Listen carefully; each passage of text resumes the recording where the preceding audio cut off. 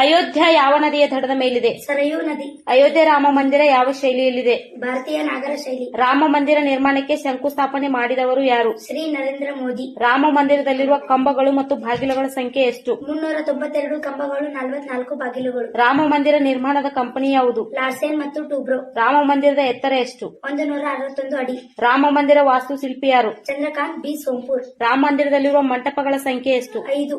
ದೇವಾಲಯದ ಪ್ರದೇಶ ಎಷ್ಟು? 2.77 ಎಕರೆ. ಒಟ್ಟು ಪ್ರದೇಶ 70 ಎಕರೆ. ಶೇಕಡ 70ರಷ್ಟು ಹಸಿರು ಪ್ರದೇಶ. ಅಯೋಧ್ಯೆಯ ರಾಮ ಪ್ರತಿಮೆಯನ್ನು ನಿರ್ಮಿಸಿದವರಾರು? ಅರುಣ್ ಯೋಗಿರಾಜ್. ಅಯೋಧ್ಯೆ ರಾಮ ಮಂದಿರ ಎಷ್ಟು ಗುಮ್ಮಟಗಳನ್ನು ಹೊಂದಿದೆ? 1. ಅಯೋಧ್ಯೆ ರಾಮ ಮಂದಿರದಲ್ಲಿ ಸ್ಥಾಪಿಸಲಾದ ದೇವರ ಹೆಸರೇನು? ಭಗವಾನ್ ರಾಮ. ಅಯೋಧ್ಯೆ ರಾಮ ಮಂದಿರ ನಿರ್ಮಾಣಕ್ಕೆ ಯಾವ ವಸ್ತು ಬಳಸಲಾಗಿದೆ? ಮರಳುಗಲ್ಲು. ಯಾವ ಮಹಾಕಾವ್ಯವು ರಾಮನ ಜೀವನಕ್ಕೆ ಸಂಬಂಧಿಸಿದೆ? ರಾಮಾಯಣ. ಅಯೋಧ್ಯೆ ರಾಮ ಮಂದಿರದ ಮುಖ್ಯ ಗುಮ್ಮಟದ ಎತ್ತರ ಎಷ್ಟು? 141 ಅಡಿ.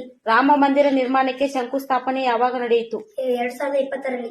ಅಯೋಧ್ಯೆ ರಾಮ ಮಂದಿರದ ಸ್ಥಳ ಯಾವುದು? ಅಯೋಧ್ಯೆ. ರಾಮ ಮಂದಿರದಲ್ಲಿ ಯಾವ ಹಬ್ಬವನ್ನು ಅತ್ಯಂತ ಸಂಭ್ರಮದಿಂದ ಆಚರಿಸಲಾಗುತ್ತದೆ? ದೀಪಾವಳಿ ಹಬ್ಬ. ಅಯೋಧ್ಯೆ ರಾಮ ಮಂದಿರ ಯಾವ ರಾಜ್ಯದಲ್ಲಿದೆ? ಉತ್ತರ ಪ್ರದೇಶ. ರಾಮ ಮಂದಿರವನ್ನು ಯಾವಾಗ ಉದ್ಘಾಟನೆ ಮಾಡಲಾಯಿತು? 22 ಜನವರಿ 2024.